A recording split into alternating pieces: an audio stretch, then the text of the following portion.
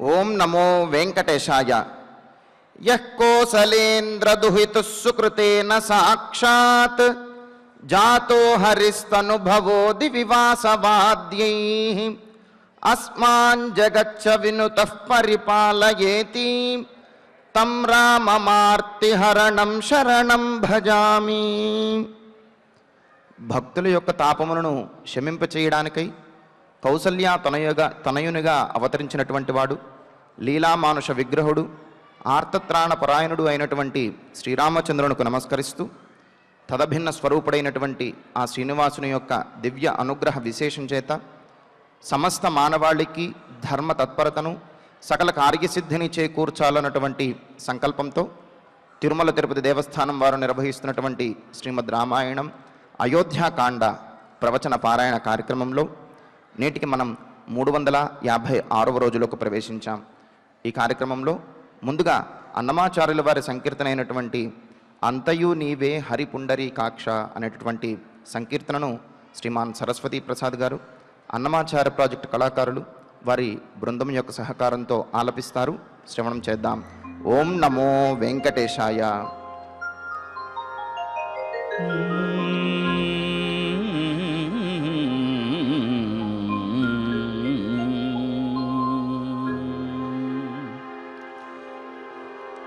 అంతయు నీవే హరిపుండరీకాక్ష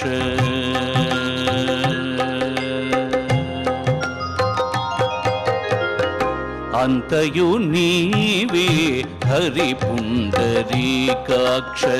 చందనాకు నీవే శ్రీ రఘురామ అంతయు నీవే హరిపుండరీకాక్ష చందనాకు నీవే శ్రీ రఘురామ అంతయు నీవే హరిపుండరీకాక్ష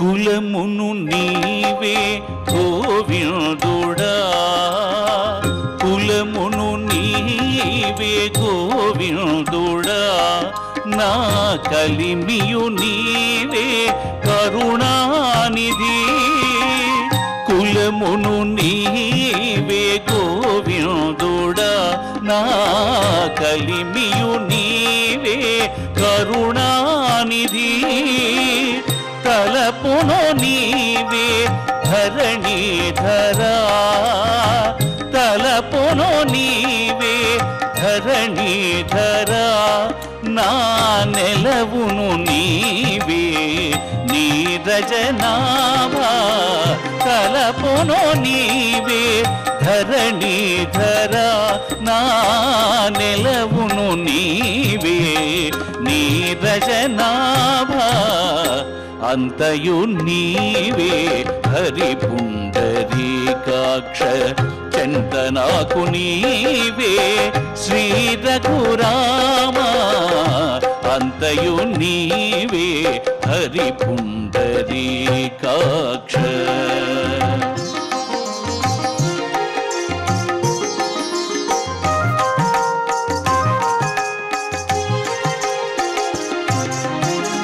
తనువును నీవే దామోదరా తనువును నీవే దామోదరా నా మణికియు నీవే మధుసూదనా తనువును నీవే దామోదరా నా మణికియు నీవే మధుసూదనా వినికియు నీవే విఠలుడా వినికియు నీవే విఠలుడా నా వెనక ముందు నీవే విష్ణుదేవుడా వినికియు నీవే విఠలుడా నా వెనక ముందు నీవే విష్ణుదేవుడా అంతయు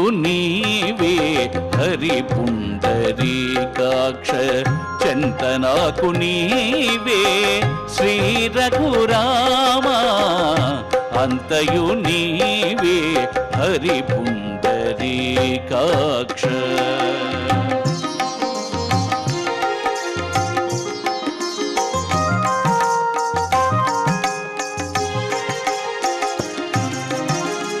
పుట్టుగు నీవే పురుషోత్తమా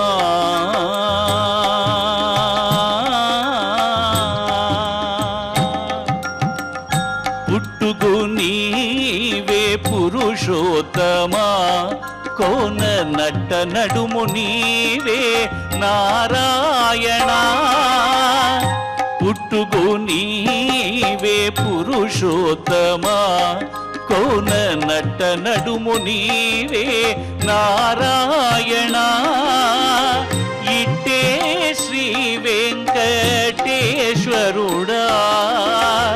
ఇట్టే శ్రీ వెంకటేశ్వరుడా నాకు నెట్టన గతి ఇంక నీవే నీవే ఇట్టే శ్రీ వెంకటేశ్వరుడా నాకు నెట్టన గతి ఇంక నీవే నీవే అంతయు నీవే హరి పుండరీకాక్ష చెంత నాకు నీవే శ్రీ రఘురామ అంతయు నీవే హరి పుండరీకాక్ష చెంత నాకు నీవే శ్రీ రఘురామ శ్రీ రఘురామ శ్రీ రఘురామ. సంకీర్తనను ఎంతో చక్కగా శ్రవణం చేశాం. ఇక ఇప్పుడు శ్రీ గురు ధ్యాన పూర్వకంగా సంకల్ప వాక్యాలను అందరము కలిసి పలుకుతూ ఈ కార్యక్రమాన్ని ప్రారంభం చేసుకుందాం.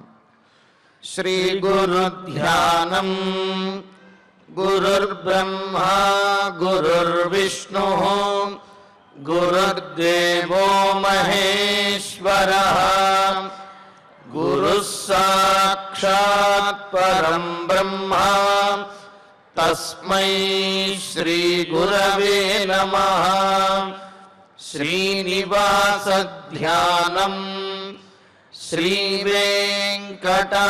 వెంకటాద్రినిలయః కమలాకాముకః పుమాన్ అభంగుర విభూతిర్నః తరంగయతు మంగళం. అథ సంకల్పః శ్రీమదాదివరాహ క్షేత్రే విరాజమానస్య శ్రీ పద్మావతీ జానేః అఖిలాండకోటి బ్రహ్మాండ నాయకస్య శ్రీరామచంద్ర రూపాంతరస్య భగవతః శ్రీ వెంకటేశ్వర స్వామినః సన్నిధౌ హనుమత్ సీతా లక్ష్మణ భరత శత్రుఘ్న పరివార సమేత శ్రీరామచంద్ర పరబ్రహ్మణః పరిపూర్ణానుగ్రహేణ అస్మిన్ భువనే సమస్తాధివ్యాధీనాం నివారణార్థం భారతవర్షే విద్యా విత్త వాణిజ్య కృషి వైద్య వైజ్ఞానిక దేశరక్షణాదిరంగేషు విద్యమానానాం ఆస్తిక మహాజనానాం సర్వేషాం సకుటుంబానాం ఆయురారోగ్యైశ్వర్య సద్బుద్ధీత్యాది సర్వశుభఫలప్రాప్త్యర్థం ధర్మాచరణద్వారా శ్రీరామరాజ్యస్య పునర్వ్యవస్థాపనార్థం ఉద్యోగార్థినాం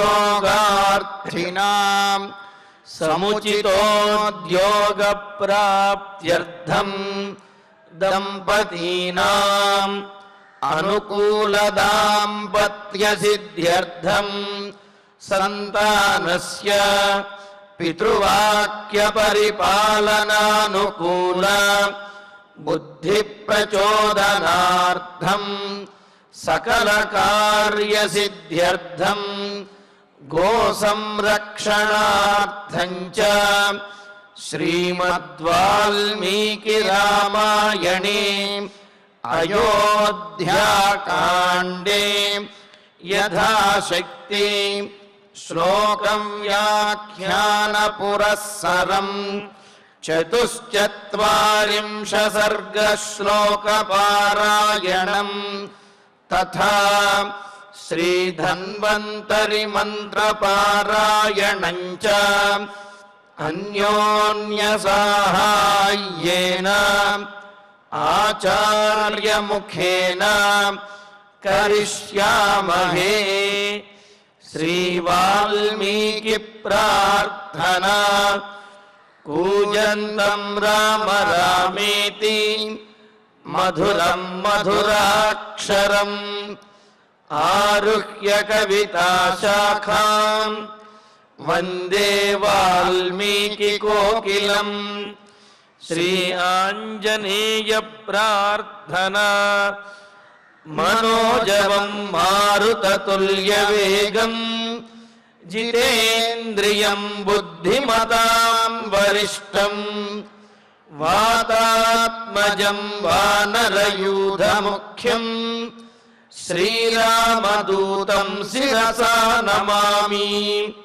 శ్రీరామాయణ ప్రార్థనా వాల్మీకి గిరి సంభూత రామసాగరగామిని పునాతి భువనం పుణ్య రామాయణ మహానదీ. శ్రీరామ ప్రార్థనా అయోధ్యాఖ్యేతు గుర్వర్ధే త్యక్త్వా రాజ్యం గిరౌ వసన్ పాదుకే భరతాయాదాత్ సరామః శరణం మమ. శ్రీరామచంద్ర పరబ్రహ్మణే నమః. అథ శ్రీమద్ రామాయణే ఆదికావ్యే అయోధ్యాకాండే 44 సర్గః. శ్రీమన్నారాయణ చరణౌ శరణం ప్రపద్యే. శ్రీమతే నారాయణాయ నమః. శ్రీరామాయ నమః. యస్తవార్యే గతః పుత్రః త్యక్త్వా రాజ్యం మహాబలః సాధు కుర్వన్ మహాత్మానం పితరం సత్యవాదినం. సుమిత్రాదేవి కౌసల్యాదేవిని ఓదార్చుతూ ఆ మందిరంలో కౌసల్యాదేవి దశరథుణ్ణి ఓదార్చడం కోసం దశరథుడి దగ్గర కూర్చుని ఆయనను నిమురుతూ ఒకంత ఓదార్చుతూనే మరొకింత మరి తల్లి మనస్సుతోటి తన కుమారుడు దూరమయ్యాడు అని విలపిస్తూ అంతఃపురంలో ఉండి రాజభోగాలను అనుభవిస్తూ మహారాజుగా సింహాసనం మీద కూర్చోవలసినటువంటి నా రామచంద్రుడు అడవిలో ఎన్ని కష్టాలు పడుతున్నాడో, సీతాదేవి ఎన్ని కష్టాలు పడుతున్నదో, లక్ష్మణుడు ఎలాగున్నాడు అని నా బిడ్డలు ఇన్ని కష్టముల పాలు కావలసి వచ్చిందే అని బాధపడుతూ ఉంటే సుమిత్రాదేవి చాలా ఉదాత్తంగా చాలా గొప్పగా పరమాత్మ తత్వం తెలిసిన దానిగా ఆమె చాలా గొప్పగా మాట్లాడుతుంది.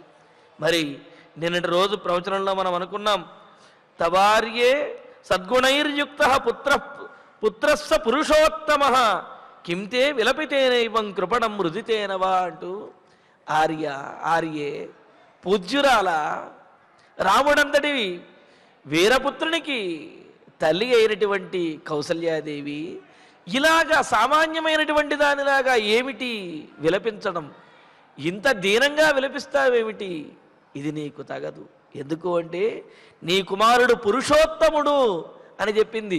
పురుషోత్తముడు అనే దానికి పరమాత్మ అనే అర్థం కూడా మనం చెప్పుకున్నాం, సాక్షాత్తు మహావిష్ణువు అని అర్థమని.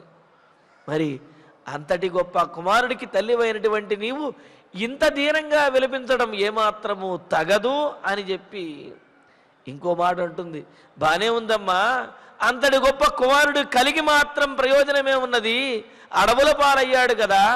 నీ కుమారుడు అంత గొప్పవాడు ఇంత గొప్పవాడు అంటే ఎంత గొప్పవాడైనప్పటికీ కూడా నా దగ్గర లేకపోతే నాకు ప్రయోజనమేమున్నది అని అంటే దానికి కూడా సమాధానం చెబుతున్నది. ఏమని? యస్తవార్యే గతపుత్ర త్యక్వారాధ్యం మహాబలః అని అంటూ, ఆర్యే పూజ్యురాలా, నీ కుమారుడు నీ దగ్గర నీ వద్ద లేడు అనే ఒక్క చిన్న కారణంతో నువ్వు ఇంతగా బాధపడుతున్నావు. కానీ అతడు వనవాసానికి వెళ్ళడం ఎంత గొప్ప విషయమో నీకు తెలుసా? తన వంశాన్ని, తన తండ్రిని, మనందరినీ కూడా ఉద్ధరించడం కోసం, మనందరికీ మన జీవితములకు సార్థకతను చేకూర్చడం కోసం రాముడు వనవాసానికి వెళ్ళాడు. కావున రాముడు వనవాసానికి వెళ్ళడం ద్వారా దూరమయ్యాడు అనే ఒక్క బాధ తప్ప మిగతా అంతా కూడా రాముడు వనవాసానికి వెళ్ళడం అనేది సానుకూలమైనటువంటి విషయమే అని చెబుతూ, మహాబలః, గొప్ప బలసంపన్నుడైనటువంటి వాడు, యహాతవ పుత్రః, ఏ నీ కుమారుడైతే ఉన్నాడో, అంటే నీవాడు అని చెప్పటం వల్ల అంతటి గొప్ప కుమారుడు నీవాడు, అంతటి గొప్ప కుమారుడికి జన్మనిచ్చినటువంటి గొప్పదానివి నీవు అని చెప్పటం ఇందులో ఉన్న ఉద్దేశం అన్నమాట. తవ పుత్రః, నీ కుమారుడు అయిన శ్రీరామచంద్రుడు, మహాత్మానం పితరం, మహాత్ముడైనటువంటి గొప్పవాడైనటువంటి ఎన్నడూ కూడా మాట తప్పనిటువంటి వాడైన పితరం, తండ్రి అయిన దశరథ మహారాజుని సత్యవాదినం సాధుకుర్వన్, సత్యవాక్ పరిపాలకుడిగా, సత్య ప్రతిజ్ఞ కలిగినటువంటి వాడిగా తన తండ్రిని చెయ్యటం కోసం, తన తండ్రి మాట నిలబెట్టడం కోసం, తండ్రి కోసమని రాజ్యం త్యక్త్వా గతః, రాజ్యాన్ని విడిచిపెట్టి వనవాసానికి వెళ్ళాడమ్మా. రాముడేమైనా స్వార్థంతో వనవాసానికి వెళ్ళాడా? రాముడేమైనా తనకేదో కీర్తి ప్రతిష్టలు సంపాదించుకోవాలి అని వనవాసానికి వెళ్ళాడా? రాముడేమైనా భార్యతో విహరించడం కోసమని చెప్పి వనవాసానికి వెళ్ళాడా? కాదు కాదు. రాముడు తండ్రి కోసం వనవాసానికి వెళ్ళాడు. తండ్రి కోసం ఇంత గొప్పగా ఇలా చేయగలిగిన వాళ్ళు ఇంకెవరుంటారు? తల్లిదండ్రులను ఉద్ధరించడం కోసమే తన జీవితాన్ని త్యాగం చేసేటటువంటి పుత్రుడి కంటే గొప్ప పుత్రుడు ఇంకెవరికి కలుగుతాడు? అటువంటి గొప్ప పుత్రుడికి తల్లివైనటువంటి దానివి. మరి ఆ పుత్రుడు మహాత్ముడైనటువంటి తన తండ్రిని ఉద్ధరించడం కోసం, తన తండ్రి సత్యప్రతిజ్ఞను నెరవేర్చడం కోసం వనవాసానికి వెళ్ళాడమ్మా రామచంద్రుడు. అంతేకాదు, ఆ తర్వాత శ్లోకం కూడా చూడండి. శిష్టైరాచరితే సమ్యక్ శశ్వత్ ప్రేత్య ఫలోదయే రామో ధర్మే స్థితశ్రేష్ఠః నసోచ్య కదాచన. ఏంటి, అటువంటి రాముడి గురించా నువ్వు బాధపడుతున్నది? అటువంటి రాముడికి ఆపదలు వస్తాయనా నువ్వు బాధపడుతున్నది? ఏనాడు ఆ విధంగా బాధపడవలసిన అవసరం లేదు. కుమారులు అప్రయోజకులుగా ఉంటూ కష్టపడే తత్వం లేనటువంటి వారుగా ఉంటే తల్లిదండ్రులు బాధపడతారు. కానీ కుమారులు సంతానము యోగ్యులుగా ఉంటూ కష్టపడే తత్వాన్ని కలిగి ఉంటూ తల్లిదండ్రుల కోసం కష్టపడేవారుగా ఉంటే ఏ తల్లిదండ్రులు కూడా బాధపడరు కదా. పైగా వారిలో ఆనంద బాష్పములు వస్తాయి, ఆనందానికి అవధులు ఉండవు. నా కొడుకు నా గురించి కష్టపడుతున్నాడు, నా సంతానం నా గురించి పాటుపడుతున్నది అని చెప్పి ఈ విధంగా ఆ తల్లిదండ్రులకి సంతానం గురించి ఎంతో ఆనందమే కలుగుతుంది కదా. కావున కౌసల్యాదేవి, నీవు రాముడి గురించి చింతించవద్దు, పైగా ఆనందించవలసిన సమయం అంటూ శిష్టులైనటువంటి వారు. అంటే శిష్టులంటే ఏమిటి? వైదికమైనటువంటి సమస్తమైన జ్ఞానము కలిగి ఆ వేద మార్గాన్ని అనుసరించే వారు ఎవరైతే ఉంటారో వారిని శిష్టులు అన్నారు. సనాతనమైనటువంటి ధర్మాన్ని పాటించేవారు ఎవరైతే ఉన్నారో వారిని శిష్టులు అని అన్నారు. అలాగా శిష్టులందరి చేత కూడా సమ్యక్ శశ్వత్ ఆచరితే, చాలా చక్కగా ఎల్లప్పుడూ కూడా ఆచరించబడేటటువంటి ధర్మాన్ని తాను ఆచరిస్తూ ఇంకా ప్రేత్య ఫలోదయే, ఇహలోకంలోనే కాదు ప్రేత్య పరలోకంలో కూడా, అంటే ఇక్కడి నుంచి గడిచిపోయి పరలోకానికి వెళ్ళిన తర్వాత కూడా ఆముష్మికమైనటువంటి స్వర్గఫలములను కూడా ఇచ్చేటటువంటిదైన అటువంటి వాడికి కారణభూతమైనటువంటి ధర్మే, ధర్మము యందు నిలబడినటువంటి వాడు రాముడు. అంటే ఏమిటి? రాముడు ఆచరించేటటువంటి ధర్మము కేవలము ఇహలోక సుఖములను, ఇహలోకంలో కీర్తి ప్రతిష్టలను సంపాదించి పెట్టేదే కాదు, పరలోకంలో కూడా స్వర్గాది ఫలములను అందించేది అని వెంటనే మనకు సందేహం కలుగుతుంది. ఏమిటండి, రాముడే పరమాత్మ అని చెప్పి ఇంతకుముందే అనుకున్నాము. రాముడికి పరలోకంలో సుఖం కలగటం కోసం అని చెప్పి రాముడు ఈ విధంగా వనవాసం చేశాడా అంటే, రాముడికి పరలోక సుఖం కోసము కాదు, తన తండ్రి అయినటువంటి దశరథ మహారాజునికి ఉత్తమగతులు కలిగి గడచిపోయిన తర్వాత కూడా ఉత్తమగతులతోటి స్వర్గంలో చక్కగా జీవిస్తూ పరమపదాన్ని పొందటం కోసము అని చెప్పి తన తండ్రికి ఉత్తమగతులు కలగటం కోసం, తన తండ్రికి ఇహలోకంలో కీర్తి ప్రతిష్టలు నిలబడటం కోసం, పరలోకంలో ఉత్తమగతులు పొందడం కోసం. ఎందుకని? సత్యప్రతిజ్ఞ కలిగినటువంటి వారు, ఇచ్చిన మాట నిలుపుకున్నటువంటి వారికి ఉత్తమగతులు కలుగుతాయి అని ధర్మశాస్త్రం చెబుతున్నది. కావున తన తండ్రి మాటను నిలబెట్టి పాటించి తండ్రికి ఉత్తమగతులు కలుగజేయటం కోసము అని ధర్మే స్థిత, స్థిరమైనటువంటి ధర్మము యందు, ఆమోదయోగ్యమైనటువంటి ధర్మము యందు, కష్టమైనటువంటి ధర్మము యందు స్థిత, నిలబడినటువంటి వాడు. ఇంకెటువంటి వాడు? శ్రేష్ఠ, సకల ధర్మజ్ఞానము కూడా కలిగి ఆచరణలో ఎవరైతే పెడతారో వారినే శ్రేష్ఠులు అని చెప్పి అన్నారు. కావున సకల సనాతన ధర్మజ్ఞానము కలిగి దాన్ని ఆచరించేటటువంటి శ్రేష్ఠుడు అయినటువంటి రామ, నీ కుమారుడైన అంత గొప్పవాడైనటువంటి రామచంద్రుడి విషయంలో ఆ రాముడి గురించి కదాచన నశోచ్య, శోచింపదగిన వాడు కాదు. అంటే ఆ రాముడి గురించి ఎవరు కూడా దిగులు పడవలసిన అవసరము లేదు, దుఃఖింపదగిన వాడు కాదు రామచంద్రమూర్తి. రాముడి విషయంలో ఎవరు దుఃఖించనవసరము లేదు, రాముడికి కూడా దుఃఖం అనేది కలగదు అని అన్నారు. అదేంటండి, దుఃఖం ఎందుకు కలగదు? కష్టపడుతుంటే దుఃఖం కలగకుండా ఉంటుందా అని అంటే, కష్టపడితే సామాన్యులకు ఆ కష్టము మీద ఇష్టము లేనటువంటి వాడికి ఆ కష్టపడుతున్నప్పుడు దుఃఖం అనేది కలుగుతుంది. కానీ ఆ కష్టమును కూడా ఇష్టముగా పాటించే వారికి కష్టంలో కూడా దుఃఖం అనేది ఏమాత్రము ఉండదు.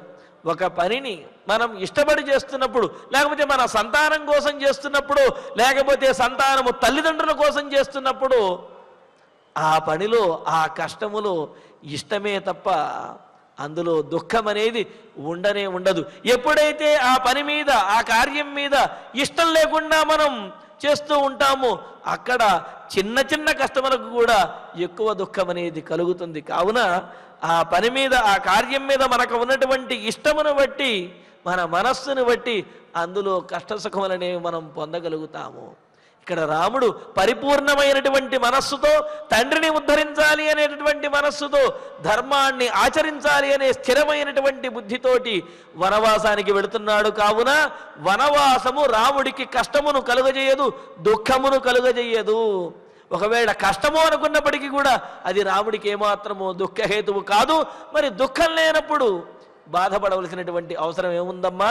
రాముడి గురించి ఏనాడు కూడా దుఃఖపడవలసిన అవసరము లేదు అని చెప్పి సుమిత్రాదేవి చాలా గొప్పగా యుక్తియుక్తంగా కౌసల్యాదేవికి తెలియజేస్తున్నది.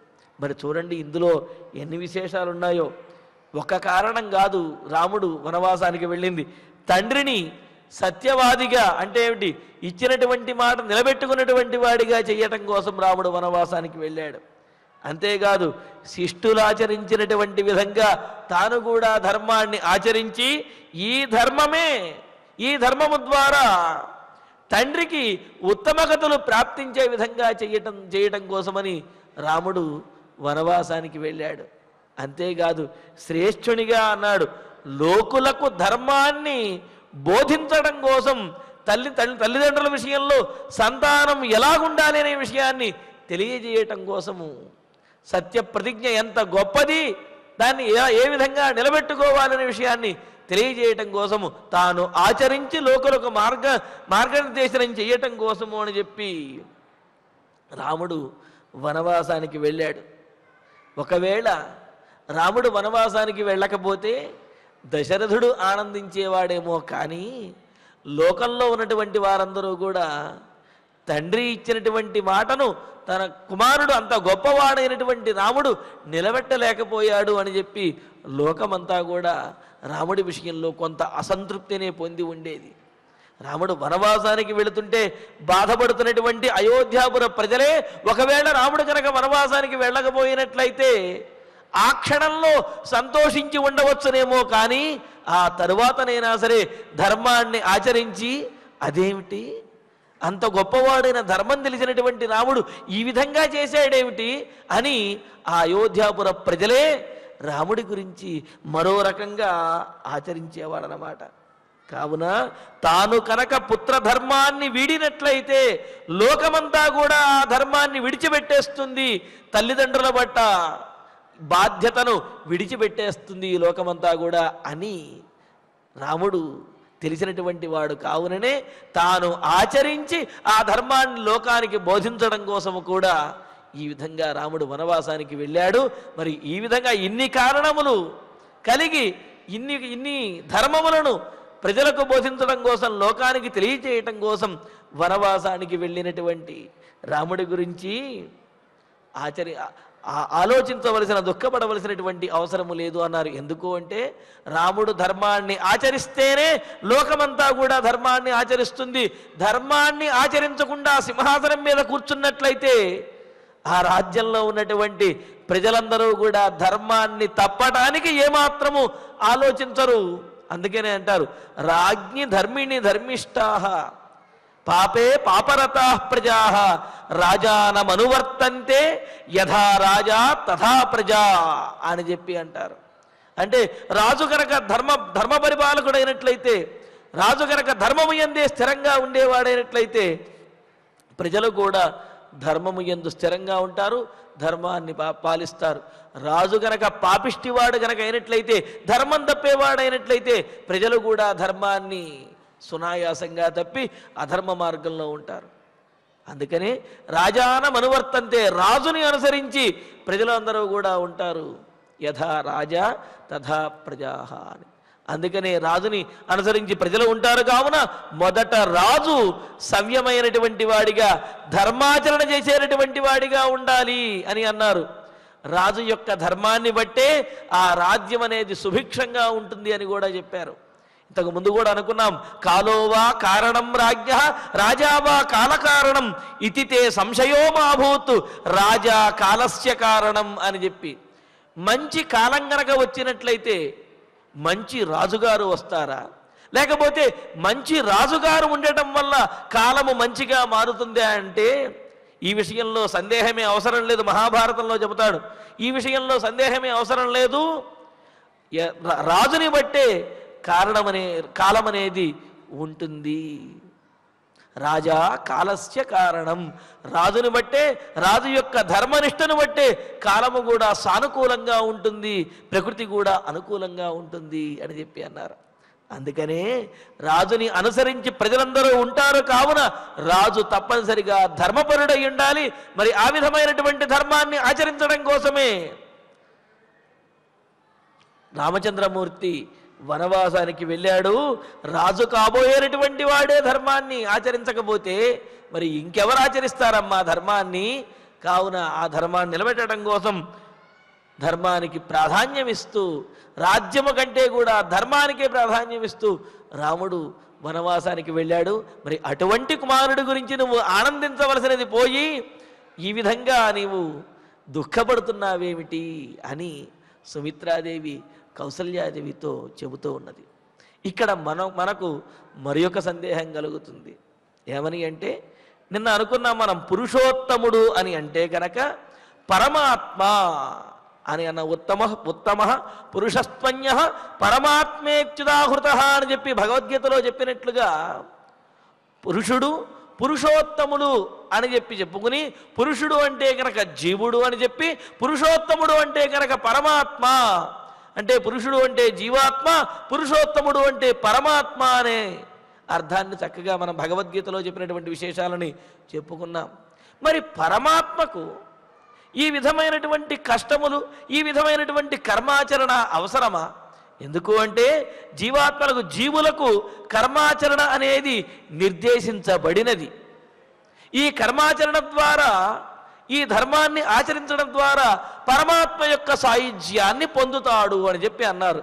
మరి పరమాత్మ కర్మలను ఆచరించి ఏం పొందుతాడు? అసలు పరమాత్మ పొందవలసినటువంటిది ఏముంటుంది? ఎందుకోసమని పరమాత్మ కర్మలను ఆచరించాలి? మరి రాముడు పరమాత్మ అని చెబుతూనే మరలా ఈ కర్మలన్నింటినీ కూడా విధిగా ఆచరిస్తున్నాడు, ధర్మాన్ని ఆచరిస్తున్నాడు అని చెప్పి ఇలా చెప్పడంలో ఆంతర్యం ఏమిటి అని మనకు సందేహం కలుగుతుంది. దానికి పరమాత్మే స్వయంగా సమాధానం చెప్పాడు. ఇక్కడ రామాయణంలో కూడా, ఈ శ్లోకంలో కూడా శిష్టాచరితే, శిష్టైరాచరితే అనే పదం ద్వారా మనకు సమాధానాన్ని తెలియజేశాడు. ఏమిటి పరమాత్మ చెప్పిన సమాధానము అంటే, ఇక్కడ భగవద్గీతలో చెప్తారు, జీవులు అందరూ కూడా ఈ కర్మలను ఆచరిస్తూ, ఆ కర్మలను ఆచరించడం ద్వారా కలిగినటువంటి, పొందినటువంటి పుణ్యము ద్వారా పరమాత్మను చేరుకుంటారు అని. మరి పరమాత్మ కర్మలను ఆచరించాలా అంటే ఆచరించవలసిన అవసరము లేనే లేదు. ఎందుకంటే ఈ కర్మలన్నీ కూడా పరమాత్మకు అంటవు. మరి ఇక్కడ రాముడు, అదేవిధంగా కృష్ణుడు, వీళ్ళందరూ కూడా ఎందుకు కర్మలను ఆచరించారు? ఆయన పరమాత్మ కదా. పోనీ రాముడన్నా సరే ఆయన ఆత్మానం మానుషం మన్యే రామం దశరథాత్మజమని చెప్తూ, నేను మా నాన్నగారైనటువంటి దశరథుడి కుమారుణ్ణి, నేను మానవుణ్ణి అని చెప్పుకున్నాడు. కానీ శ్రీకృష్ణ పరమాత్మ తాను స్వయంగా పరమాత్మ అనే విషయాన్ని స్వయంగానే తెలియజేశాడు. మరి ఇక్కడ అలా తెలియజేసినటువంటి అంటే ఏమిటి? తాను మానవుడిగా భావించినటువంటి పరమాత్మ అయిన రాముడు అయినా, తాను పరమాత్మగా ప్రకటించినటువంటి కృష్ణుడు అయినా సరే వాళ్ళు కూడా కర్మలను ఆచరించారు. ఎందుకు వారు కర్మలను ఆచరించవలసిన అవసరం ఏమున్నది అని అంటే దానికి సమాధానం, యదిహ్యహం నవర్తేయం జాతు కర్మణ్యతంద్రితః మమ వర్త్మానువర్తంతే మనుష్యా పార్థ సర్వశః అని అంటారు. ఒకవేళ పరమాత్మ చెబుతున్న మాటలు, నేను కనుక ఈ లోకంలో అవతరించి కర్మలను కనుక ఆచరించకపోయినట్లయితే మనుషులందరూ కూడా నన్ను ఆదర్శంగా తీసుకుని వారు కూడా అన్ని కర్మలను విడిచిపెట్టేస్తారు. కావున వాళ్ళు కర్మలను ఆచరించాలి అన్నా, అసలు వాళ్ళు కర్మలను ఆచరించకపోయినా అవతరించినటువంటి నేను మాత్రం తప్పనిసరిగా వారి కోసమని కర్మలను ఆచరించవలసినదే. ఎందుకు అంటే వారందరూ కూడా నన్నే ఆదర్శంగా తీసుకుంటారు అని పరమాత్మ స్వయంగా చెప్పినటువంటి మాట. అందుకని ఏమన్నారు?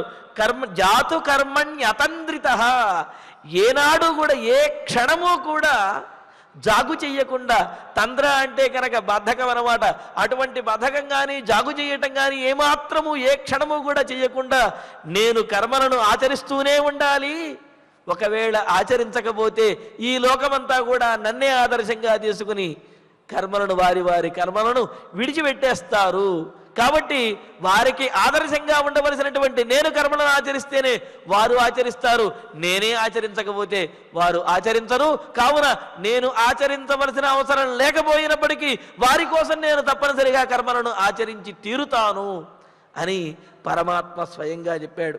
ఉత్సీదేయి రిమే లోకా నకుర్యాం కర్మచేదహం.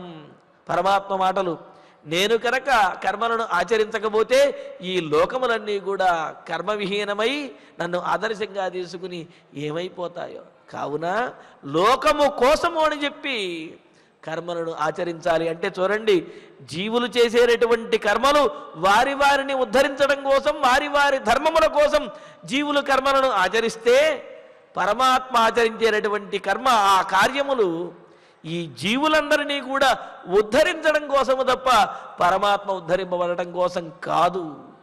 అందుకనే రామచంద్రమూర్తి పరమాత్మ అనే విషయం ఆ కౌసల్యాదేవి ప్రతిపాదించినటువంటి మాటల్లో తెలిసినప్పటికీ ఆయన లోకము కోసము అని, తనను ఆదర్శంగా తీసుకునే లోకము కోసము అని ఈ కర్మలన్నింటినీ కూడా ఆచరిస్తూ ఉన్నాడు అన్నారు. కావున శ్రీరామునికి ఈ కర్మ ప్రావణ్యము అంటారు. అంటే ఏమిటి? కర్మ చెయ్యటము, ఈ కార్యములను, విధిని, ధర్మమును ఆచరించడం అనేది చెయ్యవలసి వచ్చింది, చెయ్యవలసినదే అనే విషయాన్ని కూడా మనకు తెలియజేశారు. అందుకనే శిష్టై సమ్యక్ శశ్వత ప్రేత్య, శిష్టుల చేత చాలా గొప్పగా ఆచరించబడి శశ్వతు ఎల్లప్పుడూ కూడా ఆచరింపబడుతూ ప్రేత్య ఫలోదయే, ఉత్తమ లోకములను కలిగించేది, పరలోకంలో కూడా సుఖాన్ని ఇచ్చేటటువంటి ధర్మే స్థిత, ధర్మము యందు స్థిరమైనటువంటి బుద్ధి కలిగి ధర్మము యందు నిలబడినటువంటి వాడైన శ్రేష్ఠుడైనటువంటి వాడైన రామచంద్రమూర్తి అన్నారు. ఏమిటి శ్రేష్ఠుడి యొక్క లక్షణము అంటే, శ్రేష్ఠుడు అనే అర్థం చెబుతూ సంపూర్ణ శాస్త్ర జ్ఞానమునందును అలాగే సదనుష్ఠానమునందును కూడా ప్రావీణ్యం కలిగినటువంటి వాడు, ప్రసిద్ధి చెందినటువంటి వాడిని శ్రేష్ఠుడు అని అన్నారు. శ్రేష్ఠుడు అంటే కేవలము జ్ఞానము కలిగి ఉంటే శ్రేష్ఠత్వం రాదు, ఆ జ్ఞానానికి తగినటువంటి ఆచరణ కలిగి ఉన్నప్పుడే శ్రేష్ఠత్వం అనేది వస్తుంది అని అన్నారు.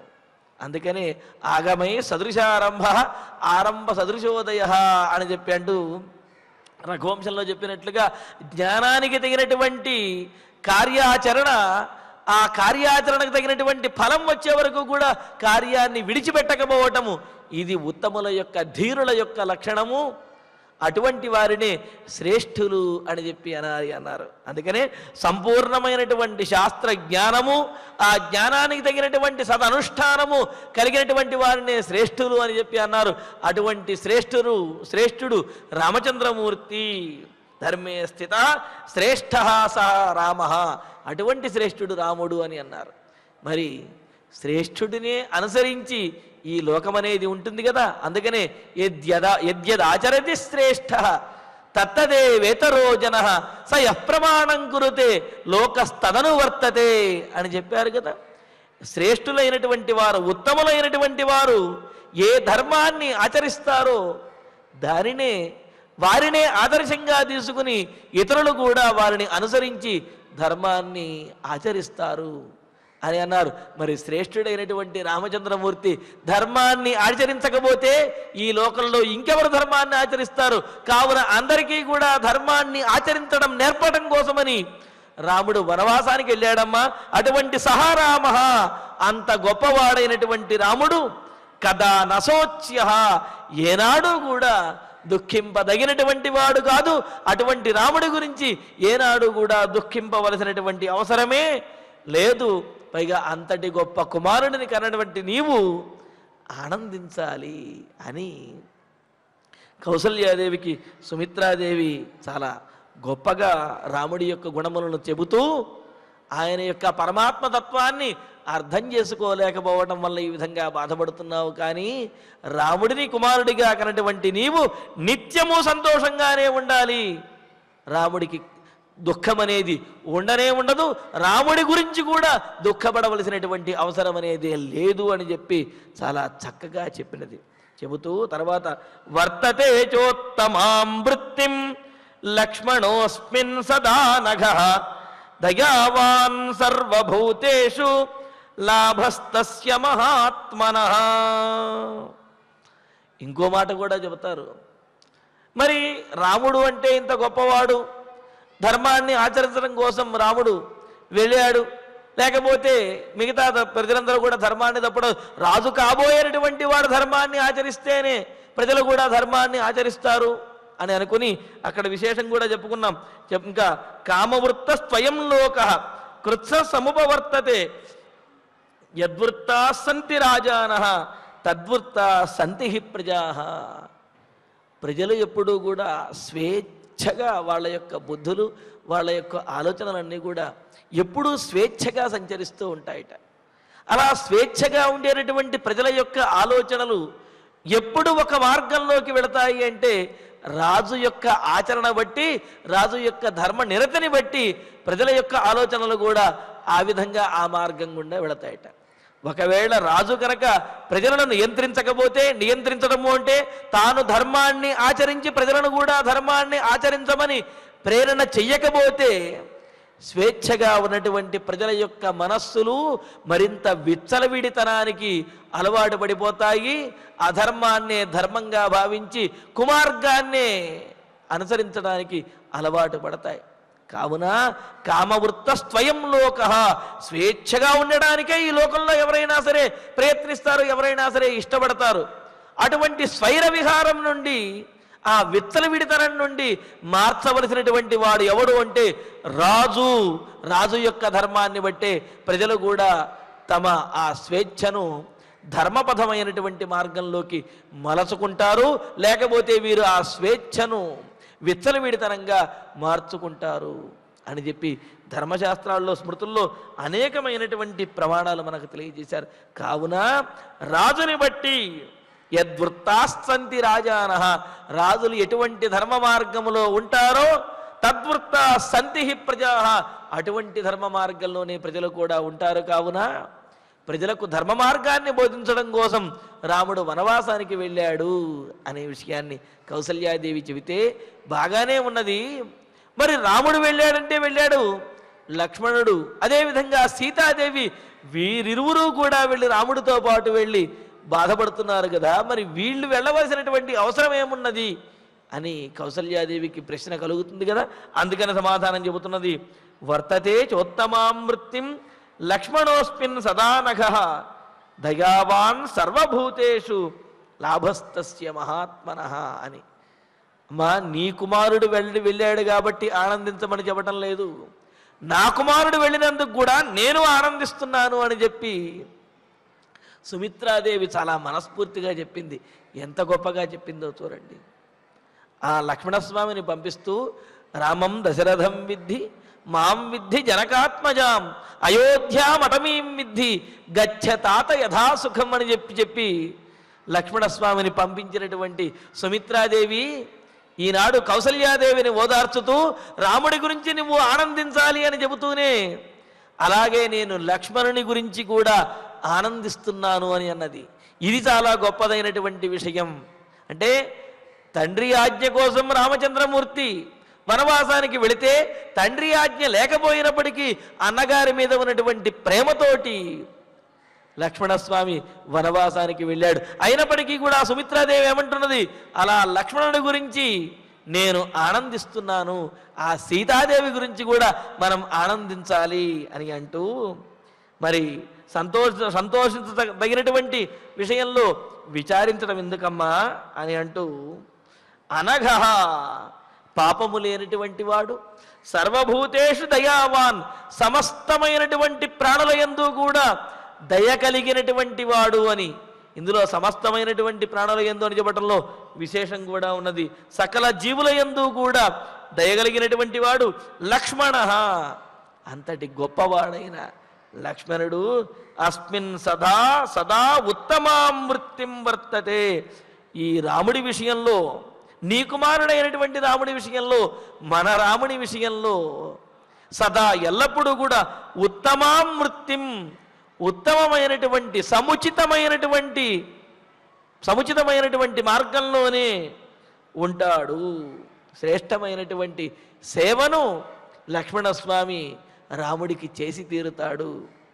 అదేమిటి, సవతి కొడుకుకి సేవ చేస్తూ ఉంటే అలా సేవ చేసేటటువంటి కుమారుణ్ణి చూచి ఈమె ఆనందించడం ఏమిటి అని అంటే దానికి కూడా సుమిత్రాదేవి సమాధానం చెబుతుంది. ఎందుకు అంటే ఉత్తమాం వృత్తిం వర్తతే.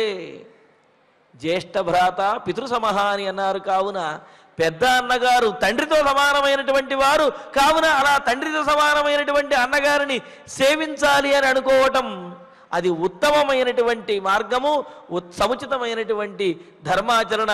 కావున ఆ సముచితమైనటువంటి ధర్మాచరణను లక్ష్మణస్వామి రాముని విషయంలో ఎప్పుడూ కూడా ఆచరించి తీరతాడు. అదే మహాత్మనః తస్య లాభః, అదే మహాత్ముడైనటువంటి లక్ష్మణస్వామికి లాభము. వనవాసానికి వెళ్ళడం వల్ల లక్ష్మణుడికి వచ్చినటువంటి లాభం ఏమిటి అని అంటే రాముడి సేవ చెయ్యటమే లక్ష్మణుడికి ఉన్నటువంటి లాభము. అంతకు మించినటువంటి లాభం లక్ష్మణుడికి అవసరం లేదు. తద్వారానే లక్ష్మణుని యొక్క జీవితం సార్థకమవుతుంది అని సుమిత్రాదేవి చెబుతున్నది. ఈ శ్లోకంలో మరొక విశేషం కూడా ఉన్నది. ఈ శ్లోకం వర్తతే చోత్తమాం వృత్తిం లక్ష్మణోస్మిన్ సదానఘ అని మొదలుపెట్టారు కదా. ఇది 4 ఈ రామాయణంలో 4000 శ్లోకములు పూర్తయి 5,000 శ్లోకాల్లోకి ఆరంభించేటటువంటి శ్లోకము. గాయత్రీ మంత్రంలో 5వ అక్షరమైనటువంటి వకారాన్ని సూచించేటటువంటి శ్లోకము. ఇది విశేషమైనటువంటి శ్లోకంగా మనకు పెద్దలు తెలియజేశారు. మరి ఈ విధంగా ఈ శ్లోకంలో సుమిత్రాదేవి లక్ష్మణుని యొక్క ఆ దాస్య భక్తి గురించి, పరమాత్మను ఆశ్రయించటమే భక్తుల యొక్క కర్తవ్యము అనే పరమార్థాన్ని ఇక్కడ తెలియజేస్తూ, రాముడు వనవాసానికి వెళ్ళింది తండ్రి మాట నిలబెట్టడం కోసము, ధర్మాన్ని ఆచరించడం కోసము, ధర్మాన్ని లోకులకు తెలియజేయడం కోసము అని ఇన్ని ప్రయోజనములు తెలియజేశావు కదా. మరి లక్ష్మణుడు వనవాసానికి వెళ్ళడం వల్ల ప్రయోజనం ఏమిటి అంటే, రాముణ్ణి సేవించడమే లక్ష్మణుడు వనవాసానికి వెళ్ళడం ద్వారా లక్ష్మణుడికి కలిగేటటువంటి ప్రయోజనము. అంతకు మించినటువంటి ప్రయోజనము ఏది కూడా ఉండదు. తద్వారానే లక్ష్మణుని యొక్క జీవితం సార్థకమవుతుంది అని అన్నారు. ఎందుకు అంటే ఇక్కడ మనకు తెలియజేస్తున్నారు, శేషస్వరూపమైనటువంటి లక్ష్మణస్వామి శేషస్వరూపానికి అనుగుణమైనటువంటి సేవ చెయ్యటానికి రాముడితో పాటు వెళ్ళాడు. నివాస శయ్యాసన పాదుకాంశుకోపధాన వర్షాతప వారణాదిభి శరీరభేదయిస్తవ శేషతాంగతై యథోచితం శేష ఇతీరితే జనై అని చెప్పినట్లుగా ఆదిశేషుడు అంటే పరమాత్మకు సర్వకాల సర్వదేశ సర్వావస్థలయందు కూడా ఏ ప్రదేశంలో, ఏ కాలంలో, ఏ అవస్థలో ఎటువంటి అవసరం ఉంటుందో అటువంటి రూపాన్ని దాల్చి అయిన అటువంటి అవసరానికి అనుగుణమైనటువంటి సేవ చేస్తూ పరమాత్మను సేవించేటటువంటి వాడినే శేషుడు అని చెప్పి అన్నారు. మరి అటువంటి శేషావతారమైనటువంటి లక్ష్మణస్వామి తన శేషస్వరూపానికి తగినటువంటి కార్యాన్ని నిర్వర్తించి తన కర్తవ్యాన్ని తాను చెయ్యటానికే వనవాసానికి వెళ్ళాడు. మరి అతని కర్తవ్యాన్ని అతను చెయ్యటానికి వనవాసానికి వెళితే అంతకు మించినటువంటి సార్థక్యం అనేది వేరే ఇంకేముంటుంది? అంతకు మించినటువంటి లాభం ఏమున్నది? అంతకు మించి ఆనందం వేరే ఇంకేముంటున్నది? కావున లక్ష్మణుని గురించి కూడా బాధపడవలసినటువంటి అవసరమే లేదు. పైగా లక్ష్మణుని యొక్క స్వభావం ఏమిటో తెలుసా? అనఘ, ఏమాత్రము కూడా పాపమనేదే లేనటువంటి వాడు, ఏమాత్రము కూడా ఏమరపాటు లేనటువంటి వాడు. అంటే రాముణ్ణి సేవించడంలో, అనుసరించడంలో, రక్షించడంలో ఏమాత్రము ఈ లక్ష్మణస్వామి ఏమరపాటు లేకుండా అలాగా రక్షించి తీరుతాడు, సేవిస్తాడు. అంతేకాదు సర్వభూతేషు దయావాన్, సమత్వమైనటువంటి బుద్ధితోటి, అంటే సకల ప్రాణుల యందు కూడా సమమైనటువంటి బుద్ధితో ఉంటూ సకల ప్రాణుల యందు కూడా దయాదృష్టి కలిగినటువంటి వాడు అన్నారు. ఎందుకండి అటువంటి బుద్ధి ఎందుకు కలగాలి? దానివల్ల ప్రయోజనం ఏమిటి అని అంటే, ఈశ్వర సర్వభూతానాం హృద్దేశే అర్జున తిష్టతి అని చెప్పినట్లుగా అర్జునుడితో చెబుతాడు కదా, సకల ప్రాణుల యొక్క హృదయంలో పరమాత్మ నివసించి ఉంటాడు అని అన్నారు. అంటే సకల జీవులలోనూ కూడా శరీరములలో పరమాత్మ ఉండటం ద్వారానే మనం ఉండగలుగుతున్నాము అనే విషయం తెలుస్తున్నది. కావున సకల ప్రాణుల యందు ఉన్నటువంటి పరమాత్మ, తనలో ఉన్నటువంటి పరమాత్మ కూడా ఒకడే. కావున తన శరీరానికి బాధ కలిగితే ఏ విధమైనటువంటి కష్టము, దుఃఖము కలుగుతుందో, పరమాత్మకు నివాసమైనటువంటి పరమాత్మ ఉండేటటువంటి ఏ శరీరానికి, ఏ ప్రాణికి బాధ కలిగినప్పటికీ కూడా అంతటి బాధను లక్ష్మణస్వామి పొందుతాడు. అంటే ఏమిటి? తనకు ఎంత బాధ కలుగుతుందో, తనకు కష్టం వచ్చినప్పుడు ఎంత బాధ కలుగుతుందో, ఇతరులకు కష్టం వచ్చినప్పుడు కూడా అంతటి బాధను పొందేటటువంటి దయా సముద్రుడు లక్ష్మణుడు. కావున అంతటి దయా స్వభావం కలిగినటువంటి వాడు. అంతేకాదు అస్మిన్ ఈ రాముడి విషయంలో సదా ఎల్లప్పుడూ కూడా ఉత్తమాం వృత్తిం వర్తతే, శ్రేష్టమైనటువంటి శుశ్రూషను చెయ్యటంలో సమర్థుడు. ఆ శుశ్రూషను చెయ్యటం కోసమే అవతరించినటువంటి వాడు, శుశ్రూషను చేస్తేనే ఆనందించేటటువంటి వాడు, తద్వారానే తన అవతార ప్రయోజనము, అవతారానికి సార్థకత అని పొందాను అని భావించేటటువంటి వాడు, తద్వారానే ఆనందించేటటువంటి వాడు లక్ష్మణస్వామి.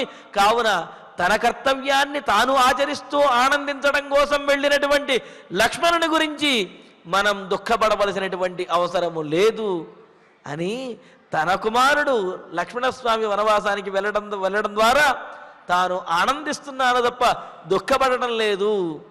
కావున రాముడు వనవాసానికి వెళ్ళడం వల్ల దుఃఖపడవలసిన అవసరము లేదు అని చెప్పి సుమిత్రాదేవి ఎంతో ఉదాత్తంగా కౌసల్యాదేవికి తెలియజేసినది. ఇందులో విశేషం ఏమిటి అంటే, సీతారాములు సాధారణమైనటువంటి ధర్మాన్ని ఆచరించడానికి వనవాసానికి వెళ్ళారు అని, లక్ష్మణస్వామి విశేష ధర్మాన్ని ఆచరించడానికి వనవాసానికి వెళ్ళాడు అని చెప్పి మనకు పెద్దలు తెలియజేస్తున్నారు. అంటే రాముడు వనవాసానికి వెళ్ళింది తండ్రి మాటను నెరవేర్చడం కోసము. స్వపుత్ర కురుతే పితుర్ యదివచ కస్తత్ర భో విస్మయ అని చెప్పి రామచంద్రమూర్తి అంటాడు. తండ్రి మాటను కొడుకు పాటిస్తే దాంట్లో పెద్ద విశేషం ఏమున్నది అని చెప్పి రామచంద్రమూర్తి అన్నాడు.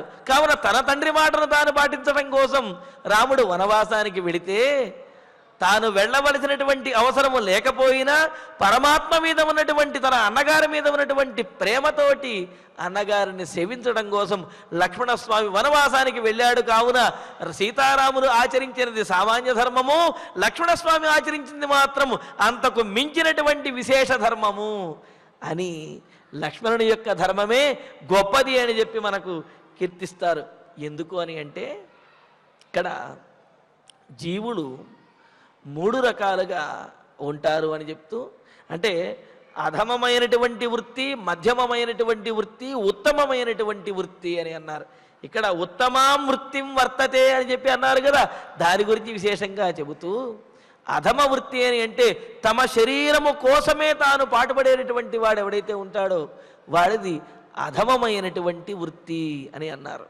తమ ఆత్మ కోసము, అంటే శరీరం కోసం కాకపోయినా తమలో ఉన్నటువంటి తమ కోసం, ఆ ఆత్మ కోసం అని చెప్పి పాటుపడేటటువంటి వారిని మధ్యమమైనటువంటి వృత్తి, మధ్యమమైనటువంటి మార్గము. అంటే తమ శరీరం కోసం పాటుపడేవాడిది అధమ వృత్తి, తమ ఆత్మ కోసం పాటుపడేటువంటి వాడిది మధ్యమమైన వృత్తి. కానీ ఆ ఆత్మలకే ఆత్మగా ఉన్నటువంటి సర్వాంతరాత్మ అయినటువంటి పరమాత్మ కోసం పాటుపడేటటువంటి వాడిది ఉత్తమమైనటువంటి వృత్తి. మరి ఇక్కడ లక్ష్మణుడు తన శరీరం కోసం ఆయన పాటుపడటం లేదు కాబట్టి అధమ వృత్తి కానే కాదు. పోనీ తన శరీరంలో ఉన్నటువంటి తన ఆత్మ కోసం తాను పాటుపడుతున్నాడా, అది కూడా కాదు. కావున ఇది మధ్యమ వృత్తి కూడా కాదు. మరి ఎవరి కోసము అంటే సర్వాంతర్యామి అయినటువంటి పరమాత్మ కోసం అని చెప్పి తాను పాటుపడుతున్నాడు. కావున ఇది ఉత్తమమైనటువంటి వృత్తి, ఇది లక్ష్మణస్వామికే చెందినటువంటి వృత్తి, లక్ష్మణుడు ఆచరించి చూపించినటువంటి వృత్తి. అందుకనే సదా ఉత్తమాం వృత్తిం వర్తతే, రాముడి విషయంలో ఉత్తమమైనటువంటి వృత్తినే ఆచరిస్తున్నాడు. ఆ పరమాత్మ యందే బుద్ధిని లగ్నం చేసి పరమాత్మ కొరకే తాను సేవ చేస్తూ ఉన్నాడు, పరమాత్మను ఆశ్రయించి ఉన్నాడు. కావున సీతారాములను సేవించి తన జీవితాన్ని సార్థకం చేసుకుని తన కర్తవ్యాన్ని తాను పాటిస్తూ ఉత్తమమైనటువంటి ధర్మాన్ని ఆచరిస్తున్నటువంటి వాడైన లక్ష్మణుని గురించి కూడా బాధపడవలసినటువంటి అవసరము లేదు అని చెప్పి సుమిత్రాదేవి స్వయంగా కౌసల్యాదేవికి తెలియజేసినది. మరి ఆ తర్వాత ఉన్నటువంటి విశేషాలని తర్వాతి ప్రవచనంలో తెలుసుకుందాము. ఇక ఇప్పుడు ఆచార్యుల వారి ద్వారా శ్లోకాలను పారాయణ చేసుకుందాము. యస్తవార్యే గతః పుత్రః త్యక్త్వా రాజ్యం మహాబలః సాధు కుర్వన్ మహాత్మానం పితరం సత్యవాదినం శిష్టైః ఆచరితే సమ్యక్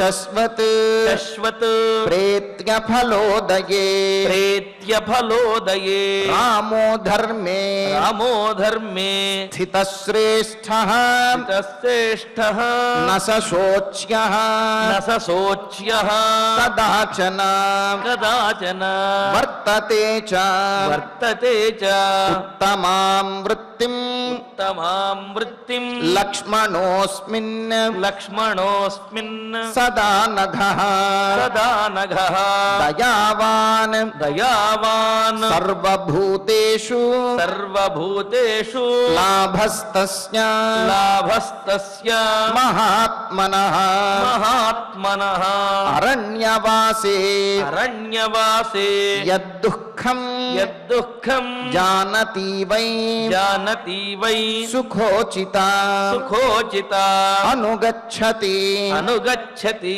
వైదేహీ వైదేహి ధర్మాత్మానం ధర్మాత్మానం తవాత్మజం తవాత్మజం కీర్తిభూతాం కీర్తిభూతాం పతాకాం యః పతాకామ్యః లోకే లోకే భ్రమయతి ప్రభుః భ్రమయతి ప్రభుః ధర్మసత్య ధర్మసత్య వ్రతధనః వ్రతధనః ధర్మసత్యవ్రతధనః ధర్మసత్యవ్రతధనః కిం న ప్రాప్తః కిం న ప్రాప్తః తవాత్మజః తవాత్మజః ఇత్యార్షే ఇత్యార్షే శ్రీమద్ రామాయణే శ్రీమద్ రామాయణే ఆదికావ్యే ఆదికావ్యే అయోధ్యాకాండే అయోధ్యాకాండే చతుశ్చత్వారింశే సర్గే చతుశ్చత్వారింశే సర్గే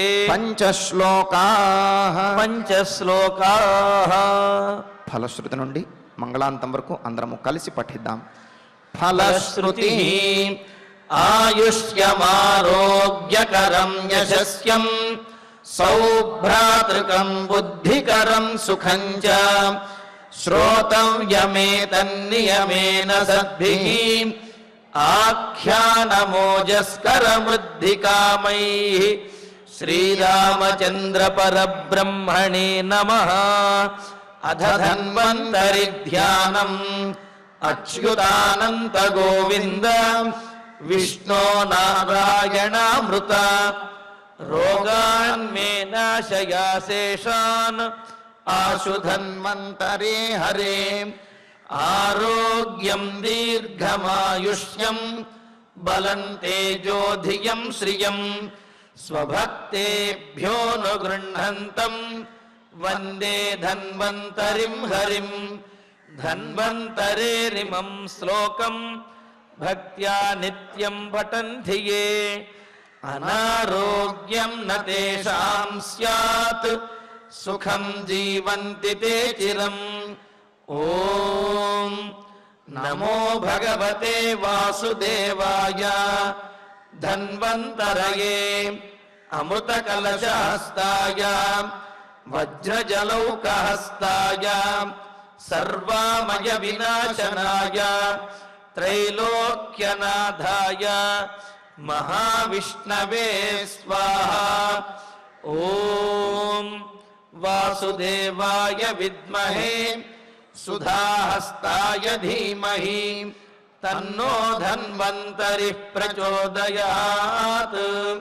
అధనవగ్రహ ప్రార్థనా ఆరోగ్యం పద్మబంధుర్వితరతు నితరాం సంపదం శీతరశ్మిః భూలాభం భూమిపుత్రః సకలగుణయుతాం వాగ్విభూతిం చ సౌమ్యః సౌభాగ్యం దేవమంత్రీ రిపుభయశమనం భార్గవః శౌర్యమార్కిః దీర్ఘాయుః సైంహికేయః విపులతరయశః కేతుః ఆచంద్రతారం అరిష్టాని ప్రణశ్యంతు దురితాని భయాని చ.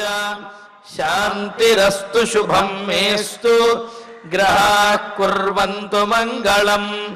అధ క్షమా ప్రార్థనా యదక్షరపదభ్రష్టం మాత్రాహీనం చ యద్భవేత్ తత్సర్వం క్షమ్యతాం దేవ నారాయణ నమోస్తుతే.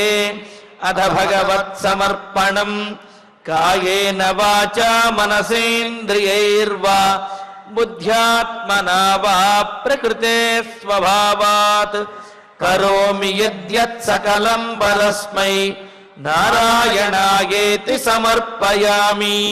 అథ మంగళం శ్రియః కాంతాయ కళ్యాణ నిధయేర్థినాం శ్రీవేంకట నివాసాయ శ్రీనివాసాయ మంగళం.